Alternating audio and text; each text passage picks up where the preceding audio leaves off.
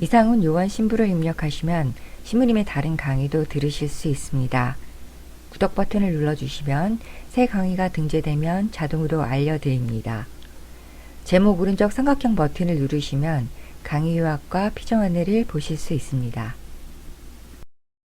성소를 좁은 의미에서 사제성소, 수도성소 이렇게 보시는 때가 많이 있는데 교회가 원래 가지고 있는 성소라는 의미는 그게 아닙니다. 하느님께서 한 사람을 그 태초부터 당신의 꿈속에서 당신의 희망 속에서 가지셨던 그 계획을 실제로 이 세상에 태어나게 하셔서 그 사람이 당신의 뜻에 따라서 부르신 거죠. 불러주심에 따라서 그 인생을 축복과 희망 속에서 많은 좌절과 많은 슬픔이 당연히 있겠지만 그것들과 함께 진정으로 교회가 얘기하는 진정한 그 사람의 승리한 삶을 살 수 있는 하느님께서 불러주신 거룩한 부름이라고 해서 성소라고 하는 그 우리 모두에게 주어진 성소를 축하하고 그것을 다시 들여다보는 날입니다. 하느님의 꿈이 현실에서 이루어져서 한 인간이 하느님의 꿈속에서 태어나서 살았던 인생 전체에 대한 겁니다. 하느님께서 창조주이신 분께서 불러주신 거죠. 그래서 창조가 될 수 있도록 하느님께서 이름을 부르시면 그 사람이 그 존재가 존재하기 시작하기 때문에 성소를 이 삶이라는 즉 하느님의 뜻이 현실에서 육화돼서 하느님의 뜻 안에서 실제로 그 사람이 하느님의 삶을 살 수 있도록 한다는 것이 성소의 원래 의미라면 요즘 복음서는 정말로 그 성소에 대한 이야기들로 가득 차 있습니다. 바오로, 오늘 독서에 나오는 바오로입니다. 그리스도인을 박해하던 사람이 어떻게 해서 하느님을 위해서 예수 그리스도를 위해서 당신 생명까지 온전히 내놓고 그 십수년 동안에 그렇게 돌아다니면서 하고 마지막에 순교할 만큼 예수 그리스도께 완전히 꽂혀있는 사람으로 변했을까? 자기 꿈도 있고 고향에서 자랐던 인생 그 모든 것들 그리고 경건한 성결한 유대인으로 자랐던 그 모든 것이 하느님의 꿈이 현실 속에서 실제로 한 인간을 한 인생의 길을 만들어낸 거라면 바오로는 정말로 대단한 삶을 그 길을 걸었던 겁니다. 베드로도 마찬가지입니다. 베드로 예수님께서 붙여주신 별명이 뭐죠? 반석이라고 그러죠. 돌이 든든한 주춧돌이라는 얘기입니다. 예수 그리스도께서 베드로를 반석이라고 불렀을 때 전 종종 거기서 예수님의 농담이 장난기가 느껴져요. 예수님이 그래 너는 교회의 반석이다, 든든한 반석이다, 주춧돌이다는 뜻만 아니라 이 짱돌 같은 놈아 제발 고집 좀 버리고 귀를 좀 열고 내 얘기를 좀 들어봐 라고 속에서 부글부글 끓으시는 게 느껴져요. 베드로의 삶을 보면 정말 그 사람 옆에 있었으면 예수님 아마 아주 그냥 체해서 돌아가실 뻔했을 거예요. 든든한 반석일 뿐만 아니라 정말 말도 안 되는 짱돌 똥고집 덩어리입니다. 누구 얘기도 듣지 않고 누구 얘기도 예수 그리스도의 얘기도 심지어 스승께서 지금 고통의 당신의 죽음을 보면서 고통스럽게 앉아있는데 거기서 뭐 합니까? 요한이랑 싸우잖아. 요한 어머니가 야고보랑 요한이랑 예수님 오른편 왼편에 앉히게 달라고 그러니까 베드로가 그걸 들고 자기가 넘버1인데 넘버2인데 막 열받아가지고 그게 베드로예요. 똥고지 자의식 과잉 그냥 지가 항상 옳은 게 아니라는 걸 알면서도 지 방법이 세계에서 제일 낫다고 생각하는 우리 모두지 나까지 포함해서 이 짱돌덩어리 예수님께서 베드로를 네가 교회의 반석이라고 부르실 때 락이라고 부를 때 전 예수님 농담기가 장난기가 좀 느껴져요. 이 짱돌이 어떻게 해서 마지막 순간에 로마에서 도망쳐서 나오다가 부활하신 예수님의 모습을 다시 뵙고 로마로 돌아갑니다. 그래서 당신 주인 예수 그리스도께서 십자가에 못 박혀 죽었었으니 나는 십자가에 온전히 못 박힐 자격이 없다면서 전설에 의하면 베드로는 스스로 자원해서 십자가에 거꾸로 못 박혀 죽었습니다. 이 짱돌처럼 누구 얘기도 듣지 않는 이 똥고집을 그 자의식, 자기라는 자의식 과잉 상태의 그 사람을 어떻게 해서 어떤 길이, 어떤 인생, 어떤 성소를 거쳐서 그 거꾸로 매달려 죽을 만한 그런 사람으로 만들어내셨을까? 정말 하느님의 손이 정말로 오묘하고 친절하시고, 그리고 학교 선생님이 유치원 선생님이 유치원 댕기는 유치원생을 가르치듯이 정말 인생을 가르쳐 가시고 보살펴 주신다는 로욜라의 성인아시오 얘기가, 그 사람 체험에서 나온 얘기가 사실인 것 같습니다. 우리 삶 안에서 예수 그리스도께서 날 불러주신 나의 본 모습, 그 귀하고 아름다운 내 본 모습을 못 살게 만드는 것은 너무나 많습니다. 그런데 그 중에 제일 큰 게 제가 봤을 땐 자의식, 우리가 자라고 부르는, 내가 나라고 부르는 그 놈입니다. 자의식은 나쁘지 않습니다. 자의식이 없으면 로봇이지요. 당연히 자의식이 있어야 됩니다. 근데 예수 그리스도께서 베드로에게서 싫어하셨던 그 자의식은 제가 자의식 과잉이라고 부르는 상태입니다. 불행하게도 대부분의 현대인이, 아니 전부 다 할 겁니다. 모든 현대인이 특히나 자주 혹은 때로 겪게 되는 것, 내가 나로 그냥 가득 차가지고 여기에 하느님은 손가락도 못 대는 상태. 이게 뭐 특별하게 보이시지만 그렇지 않습니다. 저는 제 자의식 과잉의 순간들을 상당히는 아니야, 종종 알고 있고, 여러분들께서는 그걸 못 채시는 분들이 많으시겠지만 여러분들도 정말로 심한 자의식 과잉 상태에서 살고 계셔요. 그래서 내 참모습이 나오지 않고 내가 나라고 생각하는 그놈, 그게 성격이 됐건 내 몸이 됐건 내 의식체계가 됐건 내가 나라고 생각하는, 얘를 돌봐주는 사람 아무도 없으니까 내가 어떻게든지 이놈한테 잘해주고 이놈한테 좋은 거 먹이고 좋은 옷 입혀주고, 남들이 이뻐해주지 않으니까 내가 이뻐해주고, 혹시 누가 때릴까 봐 보호하고, 누가 눈치만 조금 다르면 가서 내가 먼저 때리고 싶은 이 자의식 과잉 상태에서는 거의 절대적으로 하느님이 내게 주신 그 거룩하고 아름다운 모습을 볼 수도 없고, 따라서 절대로 살 수 없습니다. 제가 봤을 때 자의식은 참 좋은 겁니다. 자의식이 있어야지 하느님을 그 의식을 통해서 체험할 수 있으니까, 그리고 나라는 사람을 존재를 살아낼 수 있으니까. 하지만 여러분과 제가 자주 또는 혹은 종종 겪고 있는 이놈의 자의식 과잉 상태에서 나는 정말로 내가 가진 그 거룩한 성소를, 그 행복하고 자유로운 삶을 살지 못하게 만듭니다. 왜? 내가 내 자신 안에 갇혀버렸거든요. 이게 자의식 과잉 상태입니다. 그럼에도 불구하고 우리가 자의식 과잉 상태에서 조금씩만 나라는 감옥에서, 다시 얘기하지만 나는 굉장히 좋은 겁니다. 이 자아는, 자의식은 하나님이 인간에게 주신 최고의 선물이고, 그리고 그분이 가지신 당신의 자의식처럼 인간을 만들어낸 위대한 영혼입니다. 문제는 그게 꽉 차가지고 내 속에 꽉 차서 하느님은, 딴 사람은 고사하고 하느님도 못 들었을 때, 그 상태가 되면 내 진정한 본 모습은, 그 귀하고 아름다운 모습은 절대로 내 눈에 보이지 않습니다. 내가 생각하는 나에 완전히 갇혀버렸거든. 결국 내가 나라는 감옥 속에서 살게 되는 거예요. 그리고 대부분의 우리는, 저까지 포함해서 인생의 많은 순간을, 정말로 많은 순간을 나라는 그 자의식 과잉 상태의 감옥에서 살다가 갑니다. 그리고 그 상태로 돌아가시는 분들 제가 수도 없이 보내드렸습니다.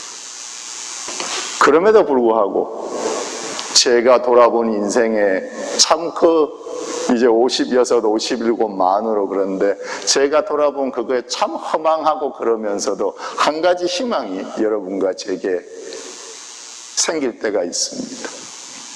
제 방에 테레비가 하나 있습니다. 저 그 테레비 좋아합니다. 그 벽에 걸려있는 TV란 걸 난생 처음 가져봤기 때문에 너무나 좋습니다. 근데 그 테레비를 특별히 좋아하는 게 뭔가 하면 거기에 그림이나 사진을 이렇게 다운받을 수가 있어요. 그리고 그게 거기다가 이렇게 액자처럼 이렇게 매트를 거기다 영상에다가 이렇게 집어넣을 수 있기 때문에 정말로 박물관에 있는 사진이나 그림처럼, 그래서 피곤한 날도 집에 들어가면서 이렇게 그림 쳐다보고 있으면 많이 풀리는 것 같아요. 근데 그 텔레비에 얼마 전에, 며칠 전입니다, 제가 그림을 하나 새로운 걸로, 이렇게 텔레비를 끄면, 그러니까 끄면은 그렇게 그림이 액자처럼 이렇게 딱 뜨게 돼 있습니다. 이렇게 보더라인까지. 진짜 액자처럼. 반고흐가 그렸던 그림인데 혹시 그거 보신 적 있어요? 이렇게 반고흐 그림 중에서 막 황금색 벌판이고 저기 산이 보이고 막 추수가 한창 진행 중인 그런 황금빛 벌판 보신 적 있습니까? 그게 그 사람이 자기 귀를 자르고 그 정신없을 때 시골 마을에서 요양할 때 그린 그림 시리즈 중에 하나입니다.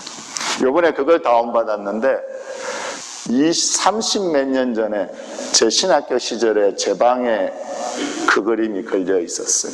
저기 놀턴 사이먼 뮤지엄 가서 페사디나 있는 거, 그때 가서 이만한 포스터를 사다가 방에 붙였는데 똑같은 건지는 모르겠어요. 그게 연작 시리즈라서 제 생각에 똑같은 거 아니었던 것 같아요. 하지만 기본 구성은 거의 똑같습니다. 저기 산이 보이고, 그리고 그 황금빛 보리벌판, 밀을 수확하고 있는, 그리고 농부들이 움직이고 작은 그림으로, 그리고 그게 이렇게 이 파노라마처럼 쫙 이렇게 그려진 그림입니다. 30 몇 년 전에 제 방에 그 그림이 걸려 있었어요. 89년, 90년쯤일 겁니다. 그로부터 30 몇 년이 지났는데 그 그림을 보면서 지난 39 몇 년간의 세월이 떠올랐어요. 신학교 때부터 지금까지. 그때 20대 중반이었는데 이제 50대 후반이죠. 그동안에 나는 어땠는가? 20대 때, 30대 때 가졌던 그 순결한 마음, 정말 순수했던, 제가 보기랑 다르게 조금 순수했거든요. 그래서 그 순수한 마음 저한테 20대 때, 30대 때 있었어요. 그리고 그 열정, 세상을 불살라버리신 하느님, 당신 사랑으로 세상을 불살라버린 하느님에 대한 그 열정도 제게 있었어요. 근데 40 지나고 50도 이제 막 지나가고 있으니까 그 순수함도 그 열정도 많이 사라졌죠. 그런데 그 그림 보면서 드는 생각이, 지금 내가 그때의 나보다 행복한 것 같아요.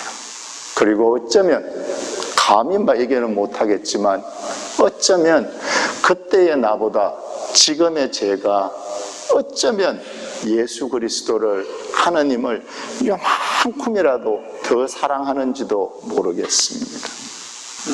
정열도 사라지고 순수함도 사라졌는데 어쩌면 그때의 저보다는 지금의 제가 하느님을 요만큼 더 사랑하고 있을지 모른다는, 적어도 제 느낌 속에서는 하느님을 요만큼 더 사랑하고 있는 것 같다는 제 마음이 저한테 큰 위로를 주고 많이 감사했습니다.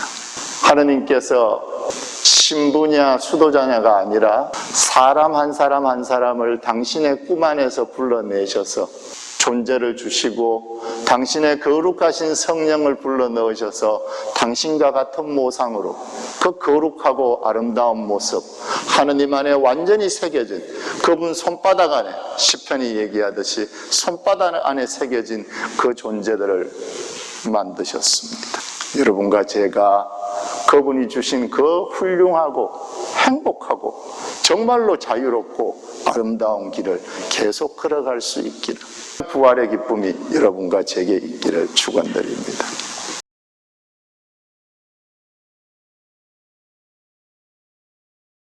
천주교회의 아마 비극일 텐데, 예수 성천의 교리가 무엇이냐고 물었을 때 그 진짜 의미를 제대로 설명하는 신자를 저는 아직까지 단 한 명도 본 적이 없습니다.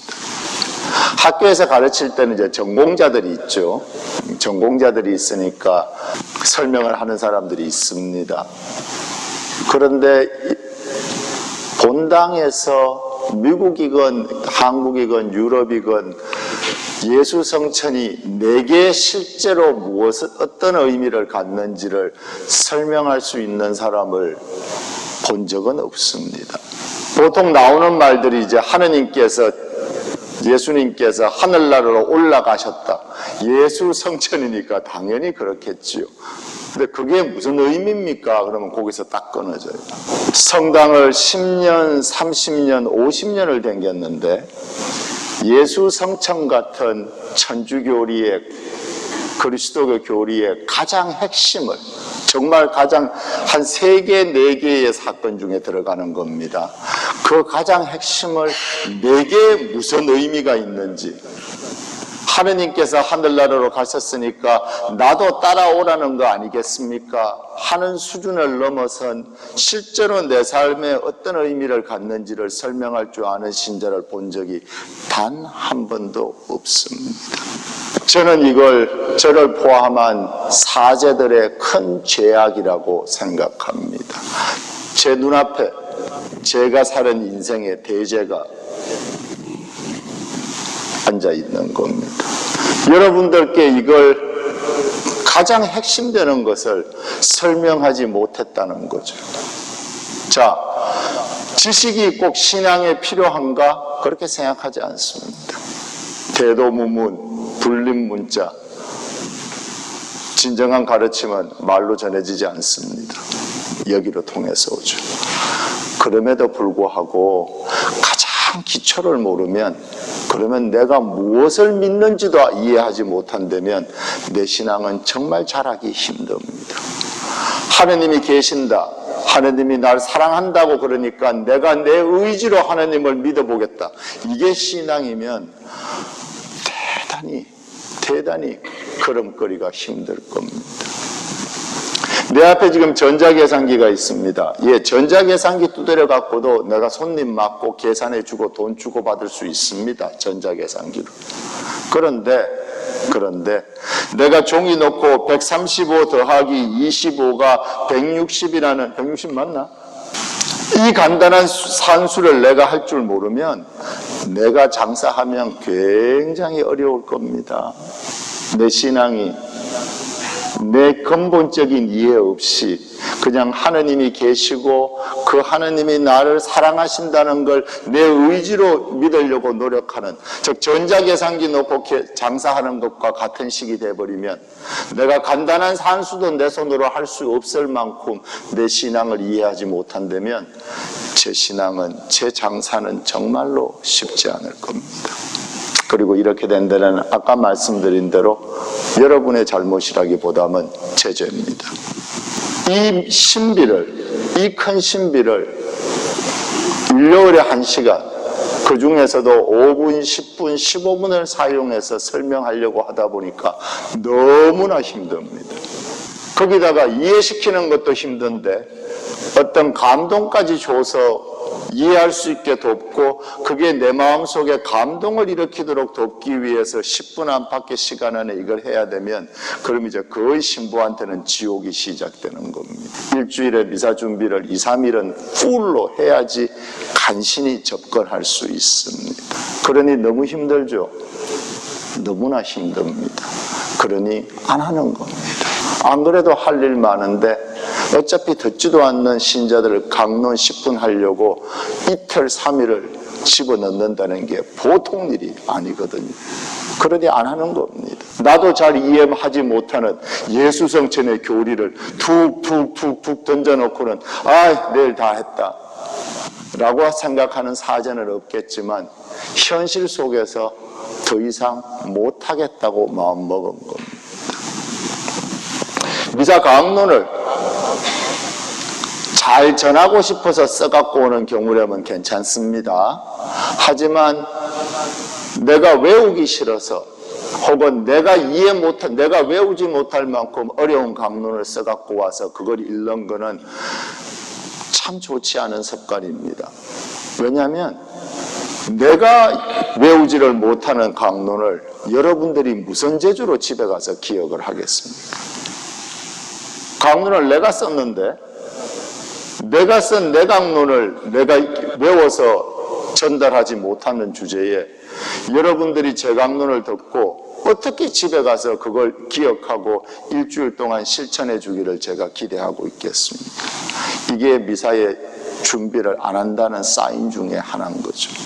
물론 방금 말씀드린 대로 강론을 잘 전하고 싶어서 써갖고 오는 경우가 아니라 외우기 싫거나 아니면 내 강론이 너무 어려워서 나한테도 내가 도대체 기억을 못해서 써갖고 와서 읽으면 이건 준비가 안 된 거예요. 왜냐하면 10분 동안 예수 성천이라는 것을 전하기는 정말로 힘들거든요. 그 결과로 우리는 그런 걸 몰라도 된다고 생각하는 신자들을, 예수 성천이 내게 어떤 의미가 있는지를 이해하지 못해도 내 신앙생활하는데 아무 상관없는 신자들을 수도 없이 만들어냈습니다. 예수 성천이라는 천주교리의 핵심을 내 가슴 속에 내가 하루를 살아가는데 예수 성심이 무슨 의미가 있는지를 이해 못해도 내가 천주교 신자 노릇하는데 아무 상관이 없는 신자들을 수도 없이 만들어냈다는 겁니다. 지금 제 눈앞에 제가 잘못 살은 사목 인생의 사제로서 잘못 살은 삶의 내 대제가 내 눈앞에 첩첩이 앉아 있는 겁니다. 이건 여러분들 탓이 아니라 저를 분명히 포함한 사제들의 탓입니다. 우리가 힘들다고 포기해버렸기 때문입니다. 여러분이 잘 안 들을 테니까 어차피 뭐하러 이틀 3일 시간을 바쳐서 그 강론을 준비하냐고 포기해버렸기 때문입니다. 그리고 그 결과가 우리입니다. 동시에 사제들의 제재를 받아들인과 동시에 여러분들의 죄도 있습니다. 이제는 이런 걸 이해를 못해도 그저 나는 충분히 천주교 신자 노릇을 할 수 있다고, 오늘 미사가 50분에 끝날지 55분에 끝날지 아니면 1시간을 꽉 채워서 끝날지 그 5분 10분 사이에서 저 강론은 왜 길어지고 왜 나는 여기 계속 앉아 있어야 되고 지금 이러면서 비비 꼬고 있는 신자들을 수도 없이 천주교회가 생산했습니다. 일주일에 미사 한 번 오면서 50분에 끝나든 1시간에 끝나든 그게 무슨 상관이라고, 그 10분이 그렇게 중요해서 미사 내내 비비 꼬고 앉아있는, 강론 시작하자마자 눈 감고 참 코는 안 골아서 고맙다고 얘기해야 될지는 모르겠지만 그냥 저는 상관없습니다. 저는 이렇게 하시면 이 신부님 말씀이 구구절절이 옳다고 그래서 그렇게 이해를 할 테니까 그렇게라도 해야 되니까. 하지만 사제도 여러분도 우리가 진짜 그리스도께 다가가는 삶을 살고 있는지, 종종 가다가 신부님들끼리 모이면, 특히 전번 같은 총회하면 어떻게 하면 신자들이 신앙생활을 제대로 하고 좋은 신앙인이 될 수 있을까에 대해서 얘기 많이 합니다. 그리고 정말로 진심으로 여러분들께 잘해주고 싶은 사제들 많습니다. 저 그런 분들 참 존경합니다. 그 자리에서 제가 하는 대답은 거의 똑같습니다. 일주일에 1시간 미사 보는 거를 기대를 갖고 오고 그 미사를 즐기고 그리고 그 미사에서 뭔가 내가 일주일을 살아낼 수 있는 힘을 여기서 품고 가도록 만들어주는 게 신부의 임무 중에 유일하고 거의 유일한 최고의 임무입니다. 여러분들이 오늘 미사가 끝나고 집에 가는데 아무렇지도 않게 가지 않습니까? 저는 오늘도 천주께 대제를 지은 겁니다. 적어도 내가 노력하지 않았다면 진짜입니다. 신자들 중에 95%가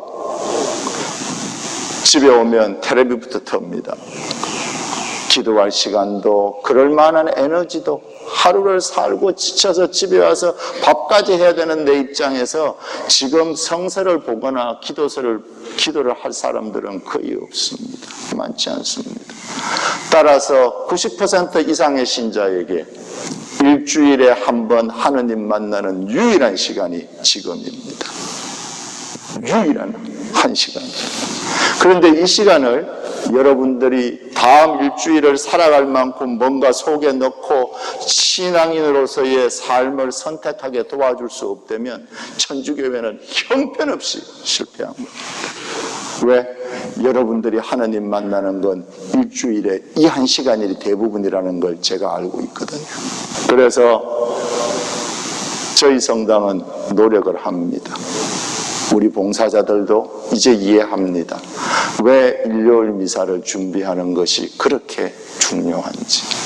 하느님과 우리 성당의 어떤 신자와 그 가느다란 거미줄처럼 약하고 그 가느다란 선을 이어줄 수 있는 유일한 건이, 유일한 무엇이 여기 있다는 걸 이제 이해합니다. 그래서 여러분들께도 청합니다. 미사의 기대치를 갖고 오셔요. 오늘 강론 시작하자마자 머리 제치고 잘 생각을 하고 오시면 그건 저의 대죄일 뿐만 아니라 여러분들의 죄악일 수도 있습니다. 진짜로. 와서 어쩌다 피곤하고 졸려서 자는 것이 아니라 혹은 이신부 강론이 좋아서 구구절절히 저한테 동의해 주시는 게 아니라 오늘도 강론 시작하자마자 잘 생각으로 미사를 오신다면 혹은 자지는 않겠지만 아무런 기대감 없이 그저 오늘 일요일날 미사 갔다 오는 것을 목적으로 삼고 성당에 오신다면 그건 저의 죄일 뿐만 아니라 여러분들의 죄이기도 할 수 있습니다. 미사에 기대감을 갖고 오셔요. 미사에서 뭔가 다음 일주일을 살아갈 수 있는 힘을 내가 얻을 수 있을지도 모른다는 기대감을 갖고 오셔요. 그리고 미사를 보시면서 즐기십시오. 미사를 즐기십시오. 제가 자주 신부님들한테도 하는 얘기인데 신자들이 미사를 즐길 수 있도록, 즐긴다는 것은 이게 뭐 쇼도 아니고 내내 웃고 넘어가자는 얘기가 아니에요. 심각하고 즐겁고 우리 자신의 삶의 고통이 떠올라서 비통하다가 다시 한번 하느님의 기쁨으로 일어서고 이 작업이 미사 중에 이루어지도록 미사를 즐길 수 있도록 도와드리라고 저는 당부합니다. 그리고 제 미사도 비록 춤은 못 추고 노래는 못 부르지만 그리고 이렇게 딱딱한 강론밖에 할 줄 모르지만 다른 신부님들 강론 보니까 재밌는 것도 많더라고. 저는 그걸 태생적으로 못하는 사람입니다. 대신에 미사를 즐길 수 있도록 도와드리려고 노력합니다. 오늘 이 미사가 여러분들께 의미가 있도록 일주일을 살아갈 만큼 작은 감동들이 내 속에 생기고 그것들이 매주 쌓이면서 자라서 내가 신앙이 어떤 것인지 하느님이 날 사랑하신다는 것을 내가 한 걸음씩이 아니라 반 걸음씩이라도 다가갈 수 있도록. 이제 30분이 지났습니다. 오늘 지금까지 미사를 즐기지 못하셨다면 남은 30분은 즐기시기 바랍니다. 그래서 오늘 집에 갈 때 지금부터 미사 끝날 때까지 30분이 여러분과 저희의 다음 일주일을 바꿀 수 있기를. 그래서 예수 성천의 의미가 하느님께서 하늘나라 올라가시고 하늘문을 열어주시고 날 따라오라고 하신 것뿐만이 아니라 내가 이 지겹고 힘든 일상을 살아갈 수 있도록 성령님께서 하느님께서 내게 오실 수 있도록 하늘나라 문을 열어주신 거예요. 그래서 우리가 앞으로 지금부터 남은 30분 27분 동안 여러분과 제가 이 미사를 즐길 수 있도록 예수 그리스도께서 하늘나라 문을 열어주신 날입니다.